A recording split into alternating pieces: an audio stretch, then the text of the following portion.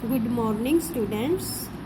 हम language across the curriculum जो कि आपका 4th पेपर है उसकी 5th यूनिट का सेकंड टॉपिक कर रहे हैं। पहले हमने फर्स्ट टॉपिक किया था भाषा ध्वनि तंत्र और ध्वनि त्रुटियों की पहचान। अब इसका जो बी पार्ट है 5th यूनिट का वो है वाचन के अंग और ध्वनि उत्पादन व्यवस्था, यानी कि organs of speech and sound production system. तो अब इसके बारे में हम पढ़ेंगे। तो सबसे पहले है वाचन के अंग। वाचन के अंग जानने से पहले भी हमें वाचन का अर्थ पता होना चाहिए। वाचन का अर्थ होता है जोर जोर से पढ़ना, यानी कि बोलना, उच्चारण करना, इसको कहते हैं वाचन। अंग के आधार पर इसे 2 भागों में भी बांटा जा सकता है, वाचन और पठन। यानी वाचन का अर्थ हो गया जोर जोर से पढ़ना, और पठन का अर्थ होता है जैसे मान लो सस्वर और मौन पठन। सस्वर पठन और मौन पठन जिसके द्वारा हमें अर्थ ग्रहण हो जाए। यानी कि वाचन में तो हम जोर जोर से वैसे भी बोलकर कोई भी बात कह देते हैं, लेकिन पठन के आधार पर सस्वर पठन, ये सस्वर वाचन और मौन वाचन। सस्वर का मतलब वही तेजी से बोलना, बोलकर पढ़ना, और मौन वाचन के अंतर्गत धीरे धीरे मन के अंदर ही पढ़ते हुए अर्थ ग्रहण करना। हमारे हिंदी में इनको 2 अंगों में बांटा गया है, लेकिन अंग्रेजी भाषा में इसके लिए एक ही शब्द का प्रयोग होता है, रीडिंग। ठीक है, यहाँ तक समझ में आया। उसके बाद है विवाचन को के अंग। अंग में है नंबर 1 पे मुद्रित प्रतीकों की पहचान। मुद्रित का मतलब प्रिंट, जो प्रिंट सिंबल्स होते हैं उनकी आइडेंटिफिकेशन किस प्रकार से होती है। यानी इसमें जो हम लेंगे भी जो मुद्रित प्रतीक हैं, छपे हुए जो प्रतीक हैं, वह पठन का प्रथम अंग है। क्योंकि कोई चीज़ सामने छपी हुई होगी तभी हम उसको पढ़ पाएंगे, चाहे वह कोई बुक पर हो, चाहे कोई न्यूज़पेपर हो। यानी उसमें क्या होगा, वर्णमाला ध्वनियों की प्रतीक होती है। वर्णमाला के को जोड़कर शब्द बनाए गए होंगे। उन ध्वनियों के आधार पर ही हम किसी न किसी विषय वस्तु को पढ़ सकते हैं। तो इस व्यवस्था पर हमें ये ध्यान रखना चाहिए भी बालक को प्रतीकों की पहचान हो, भी वह प्रत्येक वर्णमाला के प्रत्येक वर्णों की पहचान कर सके, और इस बात के आधार पर विद्यार्थी के साथ कभी भी शीघ्रता नहीं करनी चाहिए। उसे अपनी बुद्धि के आधार पर प्रतीकों की पहचान करवाई जानी चाहिए, ताकि वह इसमें, यानी कि अध्यापक का ये मेन रोल होता है भी वह एकदम अपने इस बच्चों को प्रतीकों की पहचान करने के लिए धैर्य से काम लेना चाहिए। कभी भी उसके साथ शीघ्रता नहीं करनी चाहिए। जैसे कई हमारी वर्णमाला के अंदर कई वर्ण ऐसे हैं, अगर उनकी पहचान ना हो तो विद्यार्थी गलतियां करते हैं। जैसे म और भ में वो दोनों एक जैसे लगते हैं, लेकिन थोड़ा अंतर है इसमें व और ब में। ड अड़, यानी कि जिसके नीचे बिंदु है, और एक जहाँ जो कि हम यहाँ पर जो आदि में बनाते हैं क वर्ग का 5वां वर्ण है। इन तीनों में अंतर पता होना चाहिए, तभी बालक मुद्रित प्रतीकों की पहचान कर सकता है। उसके बाद है अर्थ ग्रहण। अर्थ ग्रहण में आ जाएगा भी, यानी कि पढ़ने की क्षमता तो होती है, कई बालक पढ़ तो लेते हैं लेकिन उनका ध्यान पूरा पढ़ने में होता है। वह क्या पढ़ रहा है उसके अर्थ के बारे में उसे कोई भी जानकारी नहीं होती या उसका ध्यान नहीं होता। तो इसमें आता है भी अर्थ ग्रहण करना भी पठन या वाचन का दूसरा अंग है। भी पढ़ने के साथ साथ बालक को वर्ण की ध्वनियों की पहचान भी होनी चाहिए, और उसके साथ उसका अर्थ भी जानना चाहिए।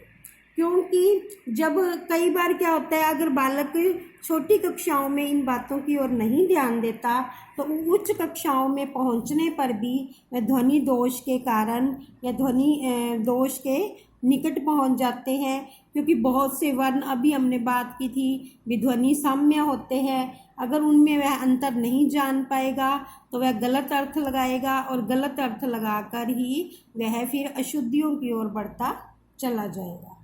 ठीक है, इसलिए भी पढ़ने का अभ्यास होने के बाद ध्वनियों की पहचान और ध्वनि साम्य के आधार पर वर्ण की पहचान होना आवश्यक है। वाचन अथवा पठन का जो तीसरा जो हमारा अंग है, मुख्य अंग है, वो है अर्थ ग्रहण का उपयोग।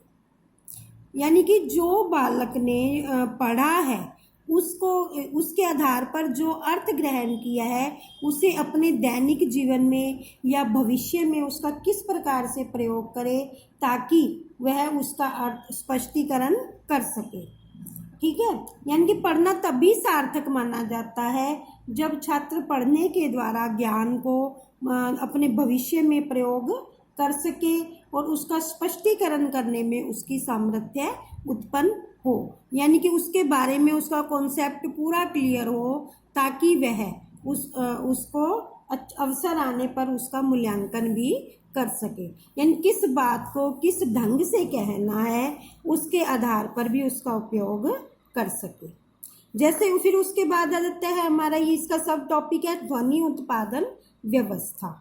ध्वनि उत्पादन व्यवस्था में सबसे पहले हमें ध्वनि की संरचना के बारे में जानकारी होनी चाहिए। फिर उसमें आ जाता है भी व्यक्ति क्या है, अनेक प्रकार की ध्वनियाँ उत्पन्न करता है, और सबसे बड़ी बात है नवजात शिशु होता है उसके भी मुंह से ध्वनियाँ निकलती हैं। वह उसकी अनेक बातें सार्थक भी होती हैं और अनेक बातें निरर्थक भी होती हैं। ठीक है, लेकिन जैसे जैसे उसकी ध्वनियों में सार्थकता आती जाती है, उसकी माता तो वह बहुत ही जल्दी समझ लेती है। और लेकिन चाहे उसके बोलने का तरीका, हम जिसको कहते हैं बड़बड़ाहट, ये हमने सेकंड यूनिट में भी एक शब्द पढ़ा था, बबलिंग। ठीक है, यानी कि बड़बड़ाहट होती है, लेकिन माता उस बड़बड़ाहट या बबलिंग को भी के आधार पर भी उस बालक की इच्छा को जान लेती है। और उसी प्रकार से जैसे कि स्काउट गाइड में स्काउट सिटी, वो क्या होती है, ध्वनि संकेत मात्र होती है, लेकिन जिन बालकों ने, जिन व्यक्तियों ने उसका अर्थ जाना होता है तो वह उसके अर्थ को जान जाता है। सीटी अनेक प्रकार से बजाई जाती है और वह सीटी के आधार पर क्या काम करना है वह वो जान जाते हैं। इसी प्रकार से जब हमारे जो टेलीग्राम जो पहुंचाया जाता है, टेलीग्राम में भी ये भी ध्वनि संकेत मात्र होता है। ध्वनि संकेत के माध्यम से ही तार बाबू तार भेजता है, अनेक ध्वनियाँ करता है, वे ध्वनियाँ निश्चित होती हैं और वह समाचार ध्वनियों के माध्यम से मीलों दूर बैठे दूसरे तार बाबू यानी कि टेलीग्राम ऑपरेटर के पास भेज देता है। वह ये ध्वनि केवल संकेत मात्र ही होती है। उसके बाद हम बात करते हैं जैसे बादल गरजते हैं, तो बादलों की गड़गड़ाहट की ध्वनि सुनकर भी हम वर्षा के दृश्य का बिंब सामने आ जाता है। अब इसमें एक नया शब्द आया है बिंब। बिंब पर किसे कहते हैं, यानी कि कई बार होता है हमने किसी चीज़ के बारे में पढ़ा हुआ होता है या सुना हुआ होता है, लेकिन जब वही चीज़ हमारी आंखों के आगे दोबारा आ जाए या वही बात हमारे कानों तक दोबारा पहुँचे, तब हमारी आंखों के आगे एक चित्र सा बन जाता है। वह चित्र जो होता है वह चित्र ही बिंब कहलाता है। ठीक है, तो बिंब भी दो प्रकार से बनते हैं, एक होता है श्रुति बिंब, एक होता है दृश्य बिंब। ये हमारी भाषा के मुख्य तत्व होते हैं, यानी कि श्रुति बिंब और दृश्य बिंब ही मिलकर विचार बिंब बनते हैं। क्योंकि जब वो हमें हमारी बात कोई बात सुनाई देती है, पहले की घटना हमें याद आती है या हमें जो चीज़ दिखाई देती है तो पहले का देखा हुआ हमारे दिमाग में आता है, तो यह दिमाग में या मस्तिष्क में आना वो क्या कहलाएगा, विचार बिंब। ठीक है।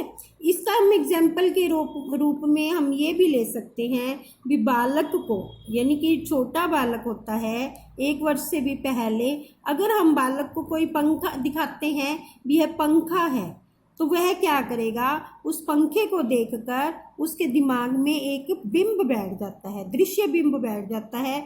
जब उससे दोबारा पूछा जाता है भी पंखा कहाँ है, तो दृश्य बिंब के आधार पर उसी पंखे की ओर देखता है, तो वह उसके आधार पर वह अपनी बात की अभिव्यक्ति कर देता है। लेकिन यह जो पंखा शब्द है ये 4 ध्वनियों का संकेत है। अगर हम लिखित रूप में इसको लिखेंगे तो इसमें प, आधा, अंग, ख, हलंत और आ के आधार पर पंखा बन जाता है। तो इसलिए ध्वनि संरचना का अभिप्राय क्या हुआ भी शब्द उस उच्चारित ध्वनि समूह को कहते हैं जिसका श्रोता द्वारा अर्थ समझा जा सके, ये कहलाती है ध्वनि संरचना। ठीक है। उसके बाद जो बात आ जाती है भी शब्द की विशेषताएं क्या है। अब इसको मान लो शॉर्ट में बताना चाहें तो शब्द की विशेषताएं हैं उच्चारित ध्वनि का होना, यानी कि जो बोली गई ध्वनि है उसका वो होना चाहिए।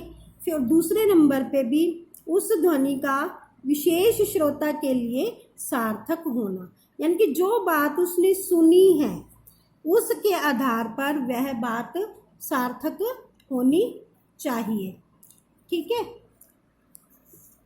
उसके बाद बात आ जाती है भी, यानी कि जो उच्चारित ध्वनि है वास्तविक के रूप में किसी न किसी श्रोता के लिए तो सार्थक होती ही है, लेकिन वही भाषा वैज्ञानिक उसे उच्चारित ध्वनियों को शब्द की संज्ञा नहीं देते, वे उसी उच्चारित ध्वनि को शब्द मानते हैं जिसको सुनने वाला सुनकर अर्थ ग्रहण कर सके। Thank you.